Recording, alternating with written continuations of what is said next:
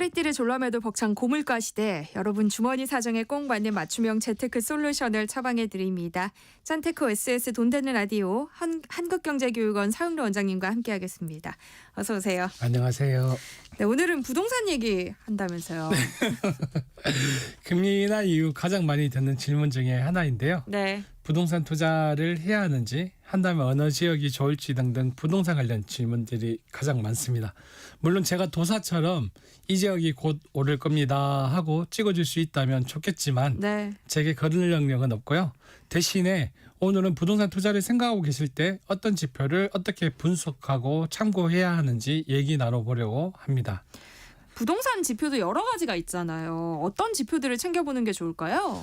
부동산 시장의 흐름을 파악하고 예측할 때 참고할 수 있는 다양한 통계 지표들이 있는데요.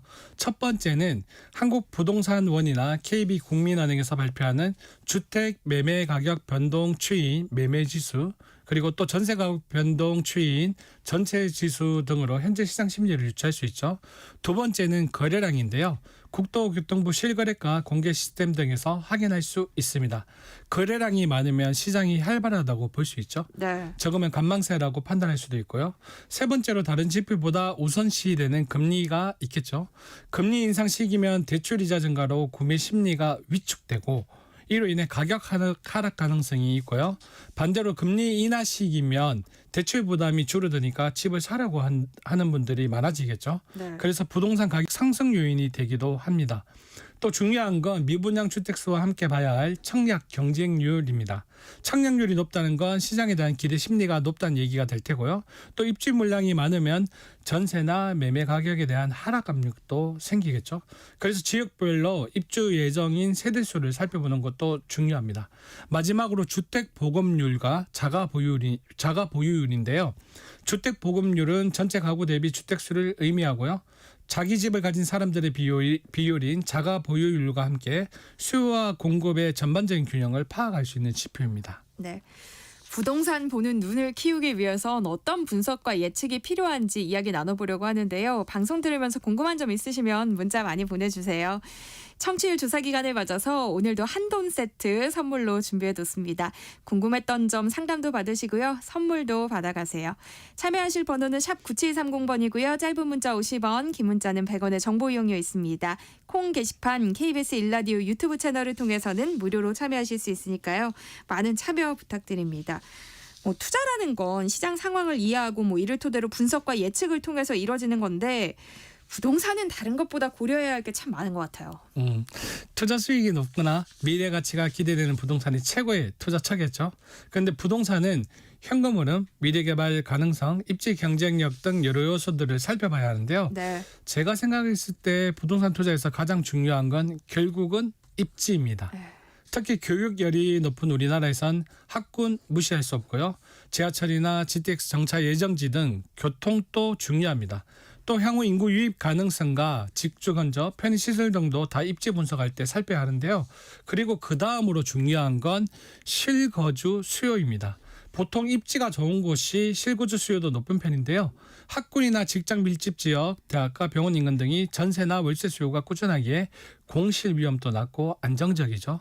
마지막으로 개발 호재도 있겠죠. 예를 들어 GTX 정차 지역으로 선정되는 것과 같은 교통, 도로 개발 계획, 또 산업단지나 도심 재생 등 지자체나 정부의 개발 계획에 포함되는 지역일 경우 개발 호재가 있다고 얘기하는데요. 이런 건 뉴스나 국토부 자료를 잘 챙겨보시면 됩니다.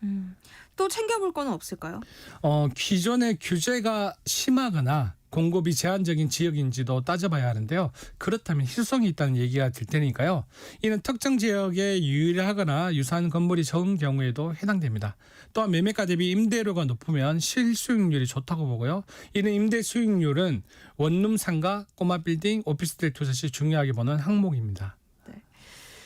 기왕이면 가격은 좀 다른 곳에 비해 저렴하지만 앞으로 많이 오를 만한 그런 곳에 내 집 마련을 하고 싶거든요. 근데 이런 숨은 보물 같은 집을 찾으려면 어떤 부분을 체크하면 좋을까요? 저평가된 뭐 주택 아파트라고 하면 그 요인을 주의 깊게 살펴봐야 하는데요. 일단 동일 입지 다른 아파트에 비해 가격이 얼마나 나는지를 봐야겠죠. 네. 같은 생활권에 같은 학군인데도 시세를 끌고 가는 대장 아파트가 있는 반면에 아닌 아파트들도 있잖아요. 네. 이런 대장 아파트보다 가격이 많이 낮다면 앞으로 좀 시간을 두고 충분히 가격 상승이 가능하다고 판단이 되고요. 네. 특히 동일 단지에 경매 아파트가 자주 나오던가 세금 규제 등의 여러 이유로 급매물 위주 거래가 이루어지면서 저가 매물이 계속 나온다면 시세보다 순간적으로 가격이 낮게 형성될 수 있습니다. 이런 시기가 기회일 수도 있고요. 또 인근에 GTX 철도 노선 대형 개발 호재 등이 있는데 여러 가지 뭐 부동산 사이클 때문에 아직 반영이 덜 되어 있는 곳도 있습니다. 그리고 대단지가 거래도 활발하고 좋다고만 생각하시는데요. 네. 500세대 미만이나 300세대 미만의 소형단지도 나쁘지는 않습니다. 특성상 시세 형성이 조금 느리고요. 입지가 좋아서 실거주 만족도가 높은 단지라면 무조건 좋다고 생각하고요. 그리고 대형 건설사 브랜드라면 더 금상첨화라고 생각이 듭니다. 요즘 부동산도 브랜드 많이 따지시잖아요. 네. 그리고 결국 이런 곳들은 발품을 많이 팔고 직접 임장도 가보고 그렇게 분석하다 보면 눈에 들어오는 곳이 생길 거라고 생각됩니다. 서울의 경우는 지금은 아주 고가 아파트지만 분양 당시에는 미분양이었던 아파트들도 꽤 있더라고요. 그래서 지금 미분양인 아파트들을 좀 노려봐야 되는 거 아닌지 싶기도 한데요. 어때요? 그 예전에 여기 방송에서도 제가 왕십리의 텐지일 같은 경우에도 실제로 미분양이 되어서 정부의 많은 혜택이 있고 나서 지금은 아파트 값이 많이 폭등했는데요. 네. 이런 미분양 아파트는 왜 미분양이었는지를 먼저 봐야 됩니다. 단순히 분양가가 비싸서 안 팔린 아파트가 아니라 당시 부동산 시장 또 정책, 심리 등 복합적인 요인이 있었을 것이고 지금 미분양인 아파트가 어떤 요인으로 미분양이 된 건지 분석해 보는 게 진짜 중요한데요. 네. 일단 특정 시기, 예를 들어 신도시나 택지지구의 동시다발적 분양으로 주택이 한꺼번에 공급되면 미분양이 올 수도 있죠. 그리고 아무리 새 아파트라고 해도 주변 시세 대비 지나치게 높은 분양가면 네. 실수요자, 투자자 모두 외면할 수밖에 없겠죠. 그런 경우 미분양이 될 수도 있고요. 또 금리 상승으로 대출이자 부담이 늘어나거나 대출 규제로 자금줄이 막힌 경우 미분양이 발생할 수 있습니다. 하지만 제가 걱정하는 건 지방 중소도시에 이런 경우가 많은데요. 일자리 부족, 산업 쇠퇴 등으로 인구 유출이 계속되고 있는데 이로 인해서 실수요가 줄어들고 있고 새 아파트는 계속 짓고 있는 지역들 있죠. 네. 이런 것들은 미분양이 장기화될 가능성이 높으니 신중하게 투자하는 것이 어떨까 싶습니다. 사실 제일 문제는 교통, 학교, 상권 등 기반 시설이 미흡한데 향후 개발 계획도 불확실한 입지적 한계로 인한 미분양인데요. 이런 매물은 기본적인 입지가 해결되지 않는다면 큰 가격 상승을 바라긴 어려울 겁니다. 그래서 지금 미분양이지만 나중에 크게 상승할 것을 노리고 미분양 아파트를 찾아보신다면 이런 부분을 꼼꼼히 살펴보시길 바랍니다. 네. 그리고 미분양 아파트는 일반 아파트 매매보다 따져볼 게 더 많다면서요. 맞습니다. 미분양 아파트는 대출이나 계약금, 중도금, 잔금에 대한 조건 우대 등이 많은데요. 그래서 미분양 아파트에 관심이 있다면 먼저 주변 시세 및 임대 수익률을 비교하는 게 필수고요. 입주 전환 수요가 증가하는지도 살펴봐야 합니다. 그리고 분양가 인하 시 투자를 검토하면 되는데 이때 기존 분양가 대비 얼마나 할인됐는지 꼭 확인을 하셔야 되고요. 그리고 가격 메리트가 큰 단지부터 우선적으로 확인해 보시고요. 이러한 아파트 매입 시 단기 매도보다는 전세 또는 장기 보유 전략의 포지션을 취하는 게 좋습니다. 결론적으로 위치가 좋은데도 고분양가로 미분양인 경우에는 할인 분양을 노려보는 게 좋고요. 수요 부족 등 구조적 미분양일 경우에는 적극적 대응보다는 세금과 대출 완화 그리고 공급 매입 확대 등 변화를 보고 판단해야 합니다. 그리고 미분양 아파트 투자는 중장기적 접근이 필요하기에 대출 및 레버리지로 접근하는 건 추천하지 않습니다. 미분양이든 뭐 일반 부동산이든 투자는 결국 타이밍이잖아요. 근데 특히 부동산은 타이밍 싸움이란 얘기가 많은데요. 우리가 어떤 기준으로 집을 사면 좋을까요? 간단하게 상승장은 매물이 부족해지고 거래량이 증가하죠. 네. 앞서 얘기한 것처럼 금리나 시기와 맞물려서 유동성도 증가하고요. 집을 사려는 사람들도 주변에 많이 보일 겁니다. 그런 상승장에 집을 사면 가격이 계속 오를 가능성도 있지만 네. 이미 비싸진 가격에 매수해야 되잖아요. 네. 집을 사려는 사람들이 또 많다 보니까 원하는 집을 구하기도 어려울 수도 있습니다. 과거 상승장에 매물을 보지도 않고 계약금을 보내는 경우도 있었죠.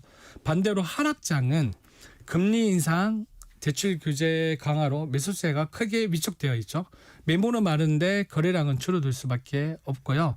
이 시기엔 상대적으로 저렴하게 매수할 수 있고 급매물이 많아 좋은 조건의 집을 내가 고를 수도 있습니다. 네. 하지만 추가 하락 위험도 있고 대출을 받는다면 이자 부담 역시 크겠죠.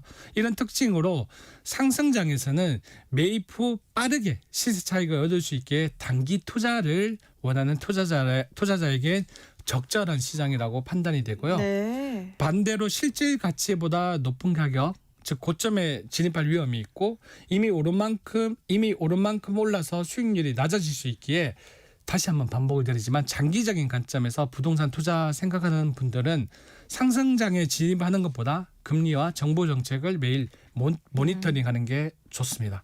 반대로 하락장의 경우에는 시장 특성상 장기 투자로 가치 대비 저렴하게 매수를 할 수 있다는 생각으로 접근하는 게 좋고요.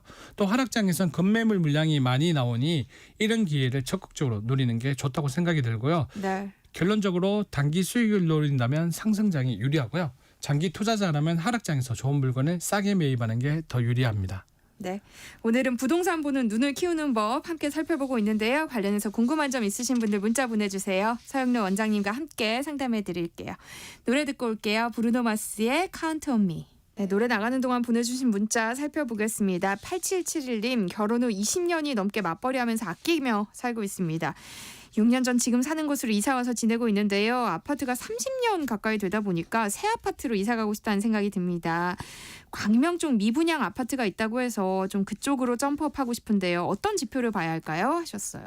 다음 주에 부동산 시장 이야기를 지역별 부동산 네. 시장 이야기를 하려고 했는데요. 네. 일단 강명 지역 같은 경우에는 요즘 유튜브를 통해서 그리고 광고를 통해서 미분양 아파트에 대한 구름산 지구 네. 그리고 네. 마이너스 P가 붙었다는 얘기도 네. 들었거든요. 많이 나오는데 그 미분양이 좀 전에 저희가 미분양 아파트를 볼 때 왜 미분양이 되었는가를 이제 보라고 이야기를 했잖아요. 네. 근데 강명의 새 아파트들의 입지를 보면 제가 임장을 가보니까 일단 지하철하고 먼 거리의 지역들도 있고요. 그리고 문제는 공급이 올해도 내년에도 많습니다. 네. 그렇기 때문에 만약에 강명의 미분양 아파트에 관심을 가진다면 조금 한 번 더 생각을 해보는 게 낫지 않을까 싶고요. 실제로 강명 지역 전체를 뭐 강명역 KTX역부터 최산 쪽으로 아파트를 이렇게 보면 지금 고가 대비 많게는 38% 이상 빠진 아파트도 있고요. 그리고 보통 기준점으로 19%, 20% 정도 하락한 지역들이 많아가지고요. 네.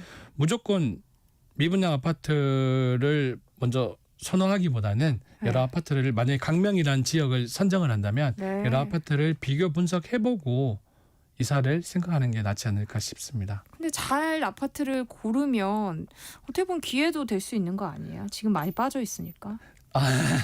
그 오늘 좀 방송 시간 때문에 말씀을 못 드리는 게 네. 있는데 이게 하락장의 아파트에 대한 부분을 보는 건데요. 하락장에서는 아파트 가격이 떨어졌잖아요. 네. 기본적으로 떨어져 있는 가격에서 갑자기 10% 정도 급매로 나오는 아파트들이 있어요. 네. 이런 아파트를 먼저 기준으로 매수를 하는 게 더 맞다고 생각이 듭니다. 그리고 0402님, 빌라는 1주택으로 들어가는 곳과 아닌 곳이 있던데 어떻게 다른가요? 하셨어요.